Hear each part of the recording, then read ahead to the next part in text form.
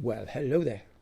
Just want to talk to you again about EV cars. Not so much about EV cars, but more about the negative comments that I've received about my views on lithium polymer batteries. Now, as I've said before, I like the idea of electric cars, but they just don't work. Now, there was an example the other day that I read about was that a EV car was travelling along the road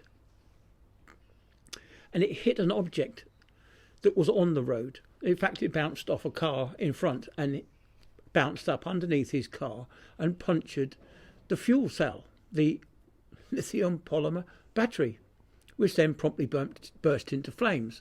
Now, that's the other danger, is you can't have it too high because of the weight. So it will become top heavy, so it will make cornering more difficult. So you have to have the weight low down. So then you have to start thinking about putting in lots of armour plating so that the car doesn't burst into flames. Now that's a problem.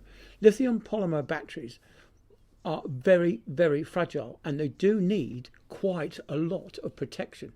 Now, when I was flying radio controlled helicopters, I still got the radio controlled helicopters, by the way, upstairs, and we used to protect our batteries with some foam so that when they were flying, the vibration from the rotors and everything else, not that there was a great deal of vibration because there was no reciprocating motion with an electric motor, but yeah, they do need protection.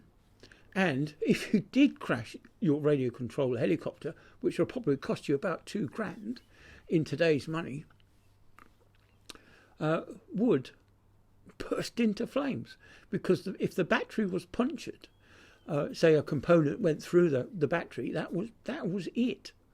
Now, what we used to do when we had a puffed up polymer battery, lithium polymer battery, these things were just made out of foil and sealed in as a cell.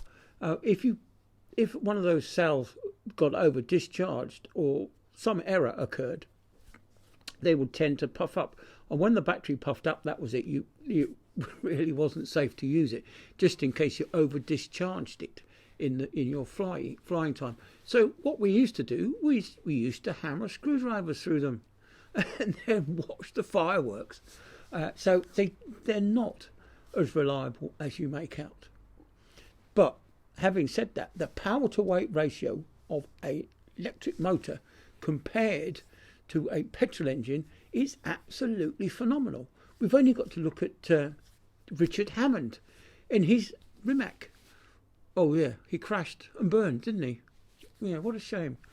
But if you want to drive a milk float, that's up to you.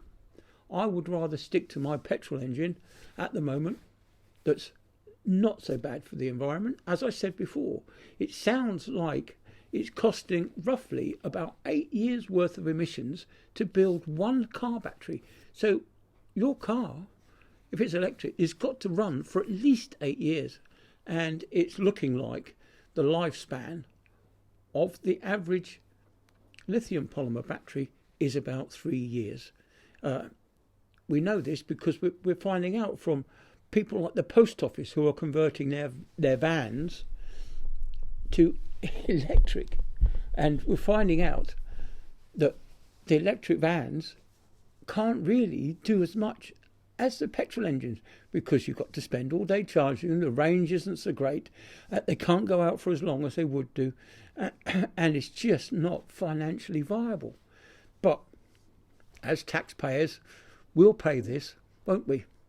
Yeah, we'll give the Royal Mail some money. Oh, yeah, just like the Royal Mail fiasco with Fujitsu and their computer systems. But I ramble on. Yes, electric power is the way to go in a small thing. Now, a friend of mine has just purchased himself an electric bike. Now, I'm fit and able, and when I get old, I'll get an electric bike. But at the moment, I use my own bike. That's my mountain bike there. My road bike's upstairs. The road bike I should have bought years and years before because it is absolutely phenomenal. never having had a road bike until just 2018 it was. So you're now getting on for 6 years ago. Always had the mountain bike since 1980s. But yeah, he was saying that his bike is absolutely fantastic. It's pedal assist. It's limited to 15 miles an hour, right? And it doesn't cost him hardly anything to charge it up. He's got a shed. He keeps it in his shed, locked up, with a gold standard thing. So it's now covered under his house insurance. So he's got liability through his house insurance. He's got it covered for accidental loss or damage outside the home, and it's costing him virtually peanuts. He's saying it costs him less than 0.04 pence a mile when he charges it up. He can go for 20 odd miles where he couldn't do before because he say reduced mobility. I'm not saying he's disabled. I'm just saying he has a little bit of reduced mobility simply due to his I don't want to be too rude, but due to age. We all suffer from it. Well, I'm getting older.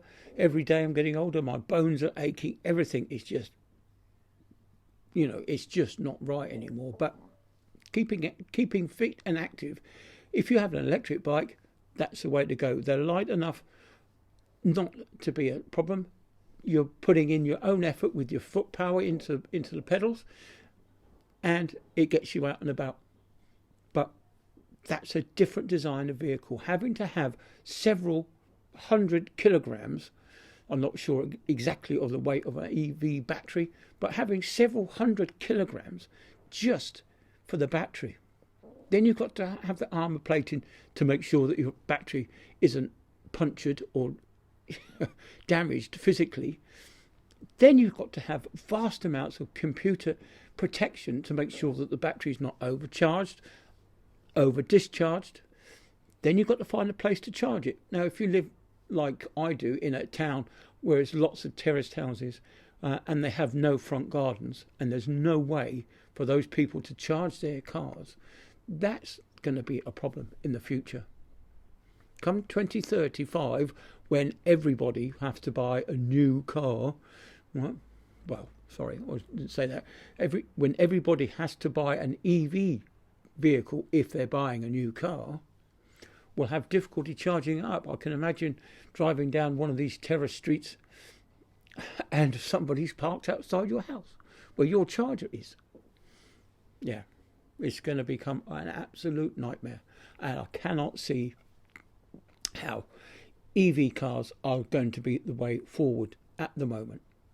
My nearest charging point for my area is 4 miles away. Now, whenever I drive past it, there's nobody in there, so that's not a problem, because I will be able to drive down there, charge my car for several hours, and then come home again before I even think about doing my journey. But luckily, there's a McDonald's, so you can sit and have a meal there. Anyway, I'm rabbiting on. Anyway, I'm going to get this one out. Happy Thursday. Keep the comments coming in. Please be civil. Any more shenanigans, and I'll just block you. Okay, see ya. Bye.